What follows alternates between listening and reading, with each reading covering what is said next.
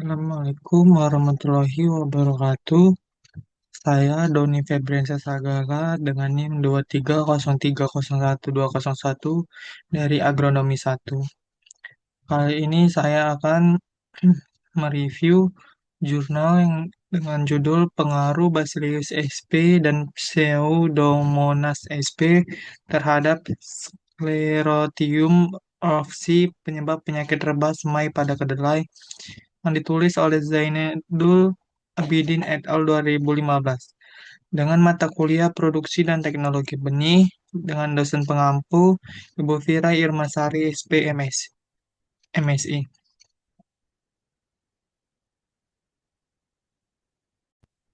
Ini berikut adalah sumbernya yang berjudul Pengaruh Bakteri Bacillus sp dan Pseudomonas sp terhadap pertumbuhan jamur patogen Sclerotium orthosys SACC, penyebab penyakit rebah semai pada tanaman kedelai, Jurnal HPT volume 3 nomor 1 Januari 2015. Berikut judul jurnalnya dan berikut link jurnalnya. Benih yang diamati dan keunggulannya.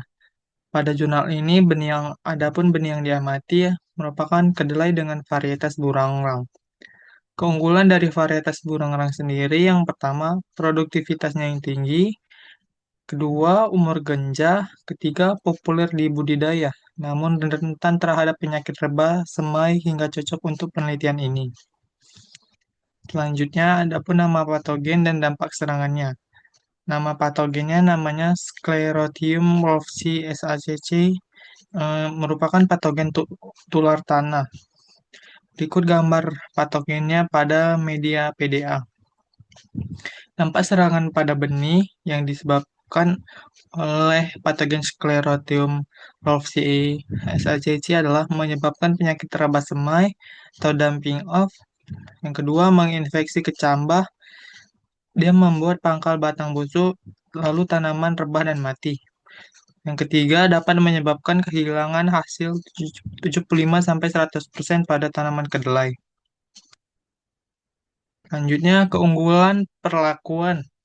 Pada jurnal ini menggunakan Bacillus sp dan Pseudomonas sp. Mengapa menggunakan bakteri antagonis? Bacillus sp dan Pseudomonas sp unggul karena mampu menghasilkan antibiotik dan antifungal, memproduksi enzim kitinase, yang dimana enzim tersebut dapat merusak dinding sel jamur, menghasilkan siderofor, yang dimana dapat menghambat pertumbuhan patogen. Selanjutnya, aman sebagai alternatif pengganti fungisida kimia yang mencemari lingkungan. Berikut adalah gambar dari Bacillus sp, dan berikut adalah Pseudomonas sp.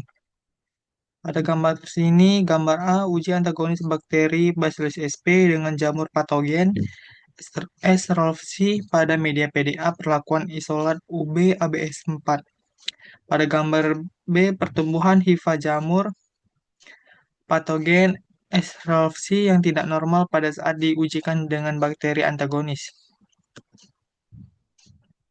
Adapun cara pengendalian atau perlakuan yang diberikan.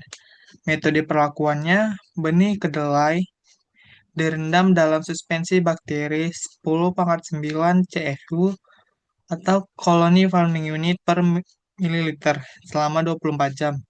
Adapun bakteri yang diuji, yang pertama 5 isolat Bacillus sp, terdapat UB ABSI, ABS1, UB ABS2, UB ABS3, UB ABS4, dan UB ABS5.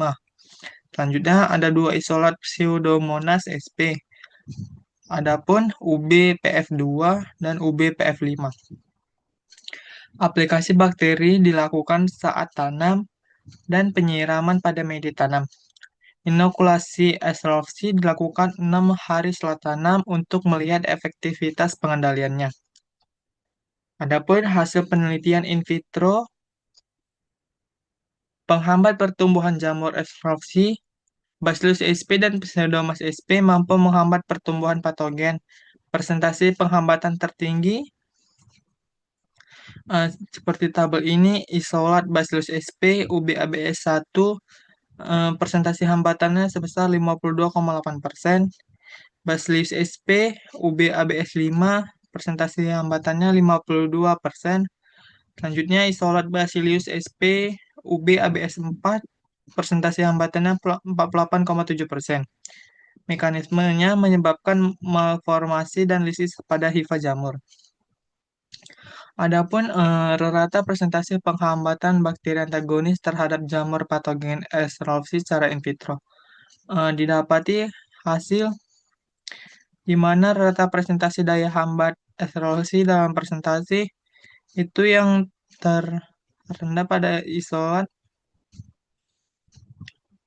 Bacillus sp UB ABS3 pada hari setelah tanamnya didapati 8,69. Dan berikut ada grafik rata presentasi penghambat bakteri antagonis secara in vitro pada 4 hari setelah inokulasi. P1 isolat Bacillus sp, P2 isolat Bacillus sp UB-ABS2, P3 isolat Bacillus sp UB-ABS3, P4 isolat Bacillus sp UB-ABS4, dan sampai kontrol atau tanpa perlakuan. Adapun hasil penelitian in vivo pada kedelai, kemampuan menekan penyakit rebas semai. Bacillus sp efektif menekan kejadian penyakit dibanding kontrol. Kejadian penyakit terendah 8 hari setelah inokulasi. Isolat Bacillus UB-ABS1 kejadian penyakitnya 22%, UB-ABS5 kejadian penyakitnya 33%, UB-ABS4 kejadian penyakitnya 40%. Pseudomonas sp menekan, tetapi kurang efektif dibanding dengan Bacillus sp. Adapun hasil tabel hasil penelitian in vivo pada kedelai berikut terlampir. Dan rata presentasi tanaman kedelai yang terserang penyakit rebas semai. Pada perlakuan isolat Bacillus sp UB-ABS4 8 hari setelah inokulasi 40%, dan paling rendah itu isolat Bacillus sp UB-ABS5 sebesar 33. Berikut juga grafik rata presentasi kejadian penyakit rebas selama 8 hari setelah inokulasi.